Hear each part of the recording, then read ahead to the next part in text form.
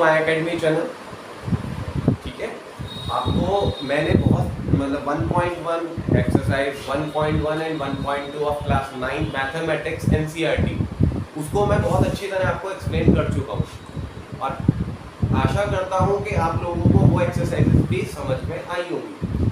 ठीक है, और ध्यान रखिएगा कि अगर आपको वो चीज़ें समझ में आ रही हैं और आपको मतलब लग रहा है कि हाँ अच्छा मतलब ये चीज़ मुझे बहुत अच्छी तरह समझ में आ रही है या मैं कर पा रहा हूँ, तो याद रखिएगा कि अगर आगे भी आप मेरे से जुड़ना चाहते हैं या आगे भी आप मेरी वीडियोस को थोड़ा सा करना चाहते हैं, पढ़ना चाहते हैं मेरे साथ कि हाँ सर का कॉन्सेप्ट हमको समझ में आ रहा है, तो सबसे पहले आपको चैनल को सब्सक्राइब करना ना भूलें। ठीक है, तो बात करते हैं बेटा जी आज हम 1.3 के कॉन्सेप्ट पर। 1.3 का कॉन्सेप्ट क्या है, एक्सरसाइज 1.3 का कॉन्सेप्चुअल बेस क्या है। देखिए हमने इससे लास्ट वीडियो में रेशनल नंबर और इरेशनल नंबर के बारे में पढ़ा था। अब बात आती है, मैंने बोला भी था आपको फर्स्ट वीडियो में, अगर आपको याद हो तो मैंने बोला था कि 9th क्लास में आप सिर्फ रेशनल नंबर के बारे में पढ़ेंगे, थोड़ा बहुत इरेशनल नंबर है, और 10th क्लास में आप जाकर पढ़ेंगे इरेशनल नंबर को।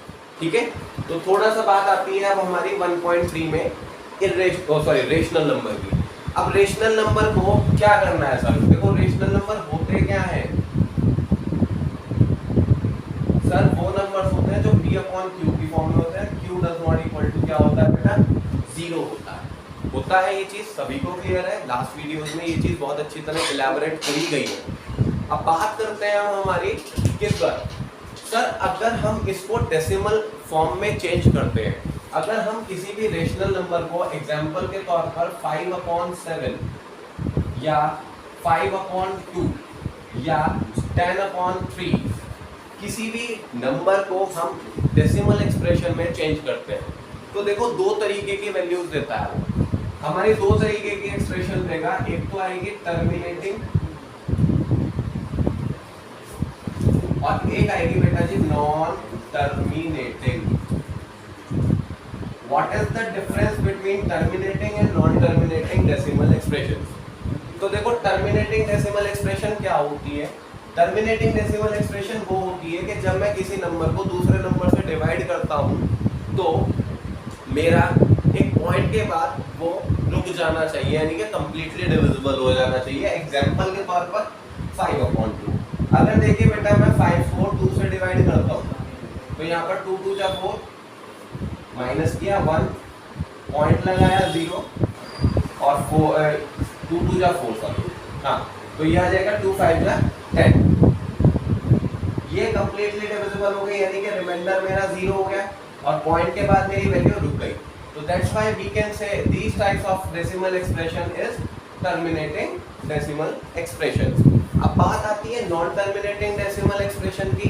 तो नॉन टर्मिनेटिंग डेसिमल एक्सप्रेशन जहाँ तक आप लोग पहले ही समझ गए होंगे कि सर जो रुकती नहीं है, यानी कि वो कॉन्टिन्यूसली चलती रहेंगी। एग्जाम्पल के तौर पर 10/3, अगर मैं बात करता हूँ 10/3 की और 10 को 3 से डिवाइड करता हूँ बेटा, तो 3 3 जा 9, माइनस किया 1, पॉइंट लगाया 0, फिर 3 जा 9, माइनस किया 1, पॉइंट लगी रहा है 0 3 and so on. In the sense क्या है कि सर मेरी वो 3.3333 एंड सो ऑन चलती रहेगी।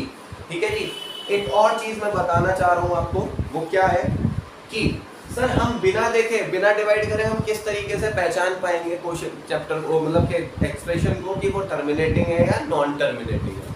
तो उसके लिए हमको क्या करना पड़ेगा, हमको ध्यान देना पड़ेगा ये डिनोमिनेटर पर। वैसे तो ये कॉन्सेप्ट आपका 10th का है, ठीक है, वो आप 10th में पढ़ लेंगे, लेकिन सबसे मैं आपको फिर भी बता देता हूँ। तो क्या है हमारा जो Q होना चाहिए, अगर टर्मिनेटिंग डेसिमल एक्सप्रेशन आप दे रहे हैं और आप वो चाह रहे हैं कि हमारा जो Q होना चाहिए, यानी कि prime factorisation of Q, prime factors of Q will be in the form of 2 की पावर n और 5 की पावर m और 2 की पावर n into 5 की power m। In the sense अगर इस फॉर्म में है तो वो टर्मिनेटिंग डेसिमल एक्सप्रेशन होगा ही होगा। ठीक है, इस पे बात करेंगे हम आगे अगली क्लासेस में, लेकिन फिलहाल सिर्फ आपको टर्मिनेटिंग और नॉन टर्मिनेटिंग के लिए जो मैंने आपको वीडियो बनाई है इस वीडियो का मेरा मेन मोटिव यही है कि आप टर्मिनेटिंग और नॉन टर्मिनेटिंग को समझ लीजिए। ओके, आगे चलते हैं। थोड़ा सा एक और कंडीशन आती है सर, देखो टर्मिनेटिंग डेसिमल एक्सप्रेशंस है, ठीक है sir. Okay, we can convert it into p upon q form. Example के तौर पर सर मेरे पास जैसे कि 3.625 है सर, मैं इसको p अपॉन q की फॉर्म में चेंज कर सकता हूँ। तो 3625 अपॉन 1000, नाउ आप इसको लोएस्ट टर्म में चेंज कर सकते हैं। लेकिन सर अब अगर हमारे पास नॉन टर्मिनेटिंग डेसिमल एक्सप्रेशन है, एग्जांपल के तौर पर 0.6 बार, ये क्वेश्चन भी आपका इसी एक्सरसाइज का क्वेश्चन है, ध्यान रखिएगा। तो 0.6 बार, बार का मतलब क्या होता है कि सर हम इसको इस तरीके से भी लिख सकते हैं। सर ये नॉन टर्मिनेटिंग डेसिमल एक्सप्रेशन है सर, इसको कैसे करेंगे हम शो? तो इसके लिए आपको नेक्स्ट वीडियो में मेरे साथ जुड़ना होगा। नेक्स्ट वीडियो में मैं आपको नॉन टर्मिनेटिंग डेसिमल एक्सप्रेशंस को किस तरीके से हम रेशनल नंबर में या p अपॉन q की फॉर्म में चेंज करेंगे, हम उसको सीखेंगे, समझेंगे। फिलहाल आज के इस वीडियो में आपके लिए इतना ही काम है कि आप टर्मिनेटिंग और नॉन टर्मिनेटिंग डेसिमल एक्सप्रेशन को बहुत अच्छी तरह बाइफरकेट कर पाएँ। और आई होप आपको ये वीडियो जो लास्ट वीडियो मैंने डाली है और ये जो वीडियोस मैं डाल रहा हूँ वो आप उससे आपको कॉन्सेप्ट क्लियर हो रहा होगा। और अगर आपको कॉन्सेप्ट क्लियर हो रहा है तो first you like and then subscribe the channel. Okay, thank you.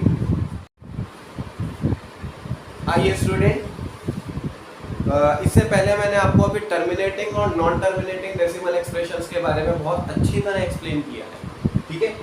आगे बात करते हैं। अब देखो सर, अभी इससे पहले ही थोड़ी देर पहले ही हमने ये चीज़ क्या करी थी कि सर टर्मिनेटिंग डेसिमल एक्सप्रेशन को अगर मैं चेंज करना चाहता हूँ p अपॉन q की फॉर्म में तो हम उसको इजीली कन्वर्ट कर सकते हैं।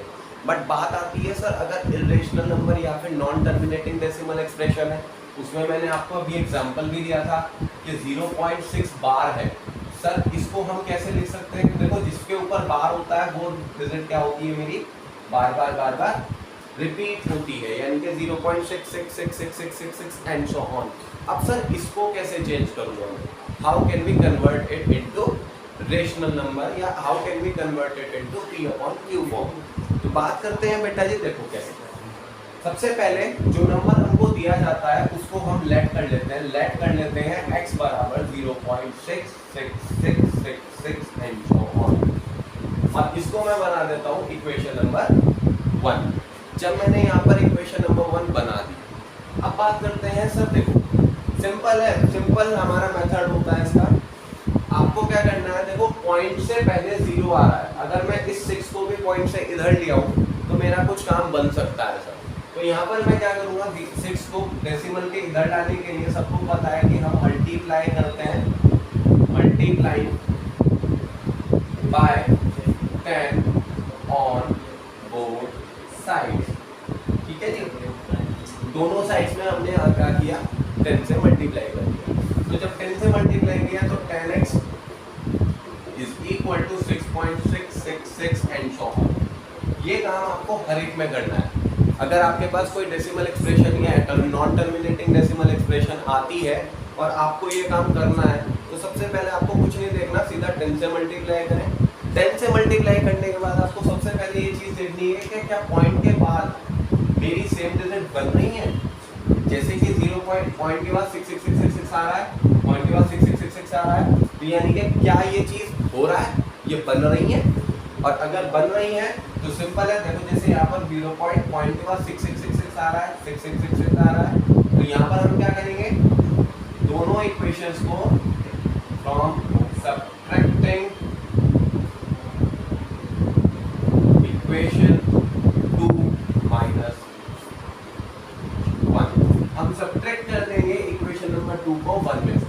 तो लेफ्ट हैंड साइड का लेफ्ट हैंड साइड यानी कि इसकी लेफ्ट हैंड साइड 10x है, इक्वेशन नंबर 1 की x है, इधर क्या है 6.666 and so on minus 0.6666 and so on.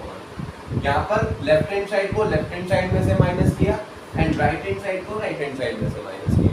Okay, तो हमारे पास क्या बनता है, 10 में से 1 गया 9x, और देखिए 6 में से 0 गया 6, और पॉइंट के बाद सारी यहाँ पर सेम डिजिट है तो इसमें 0 बन जाएगा। और हमको सभी को पता है कि पॉइंट के बाद 0 की कोई वैल्यू नहीं होती है, तो हमारे पास एक एक्सप्रेशन आ जाती है 9x इज इक्वल टू 6 और x की वैल्यू क्या बन जाएगी बेटा 6/9। यहाँ से हम इसको सॉल्व आउट कर सकते हैं 3 2 6 एंड 3 3 9। तो x की वैल्यू क्या आ जाएगी 2/3। ठीक है जी, ये आपका कॉन्सेप्ट होता है नॉन टर्मिनेटिंग डेसिमल एक्सप्रेशन को किस तरीके से हम p/q की फॉर्म में चेंज करेंगे। अगर बेटा अगर क्या करते हैं एग्जाम्पल के तौर पर, अगर मैं बात करता हूँ कोई दूसरा नंबर, चलो एक और नंबर की बात करते हैं। एग्जाम्पल जैसे कि आप ले लीजिए इसका सेकंड ही पार्ट है। अगर मैं सेकंड पार्ट की बात करता हूँ तो हमारे पास क्या बनता है 0.47 बार। आपकी बुक्स में बहुत अच्छी तरह दिया हुआ है, दोबारा देखेंगे इसको। एक और कॉन्सेप्ट है, मतलब कॉन्सेप्ट सेम है, थोड़ा सा क्वेश्चन चेंज है। यहाँ क्या करना है हमारे पास, देखो अगला नंबर है 0.47 बार। वहां पर कुछ चेंज था, वहां पर क्या था 0.6 बार था, यहाँ पर 0.6666 चलता जा रहा था। यहाँ सिर्फ जिस पर बार है वही तो रिपीट होगा, लेकिन उससे पहले तो सर 4 भी आ रहा है। तो हमको क्या करना है, सिमिलरली सेम सबसे पहले लेट करेंगे x बराबर 0.4777 एंड सो ऑन, बिकॉज बार किसके ऊपर है 7 के ऊपर, तो सिर्फ 7 ही ऐसी डिजिट होगी जो हमारी क्या होगी रिपीट होगी। अब बात करते हैं वही प्रोसेस जो लास्ट टाइम था sir, multiply by 10 on both sides. Sir दोनों साइड्स में हम क्या करेंगे 10 से मल्टीप्लाई करेंगे। चलिए कर देते हैं। तो हमारे पास क्या जाएगा 10x is equal to 4.7777 and so on. इसको इक्वेशन नंबर 1 बोला था, इसको इक्वेशन नंबर 2 बोलेंगे। इसके बाद मैंने आपको क्या बोला था, सबसे पहले चेकआउट करेंगे पॉइंट के बाद सेम डिजिट बन रही है नहीं बन रही है। सर यहाँ पर तो 777 बन रही है, लेकिन यहाँ पर तो नहीं बन रही, तो कोई बात नहीं, आगे एक और 10 से मल्टीप्लाई करेंगे। Again multiply by 10 on both sides. जब दोनों साइड्स में 10 से मल्टीप्लाई करेंगे इन इक्वेशन 2। 1 को नहीं करना है क्योंकि 1 से तो हमने 10 से मल्टीप्लाई करके देख लिया। ठीक है, अब हम सेकंड से ही चलेंगे। तो यहाँ पर क्या है कि 10x multiply 10 is equal to 47.7777 and so on. तो यहाँ पर मेरे पास क्या बन जाएगा 100x is equal to 47.777 and so on.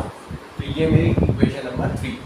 अब सबसे पहले कंपेयर करेंगे, देखो पॉइंट के बाद 77, पॉइंट के बाद 77, तो मेरा काम बन गया एक ये इक्वेशन और एक इस इक्वेशन के साथ। हम क्या करेंगे सब्ट्रैक्ट कर देंगे, सब्ट्रैक्ट इक्वेशन 3 माइनस 2।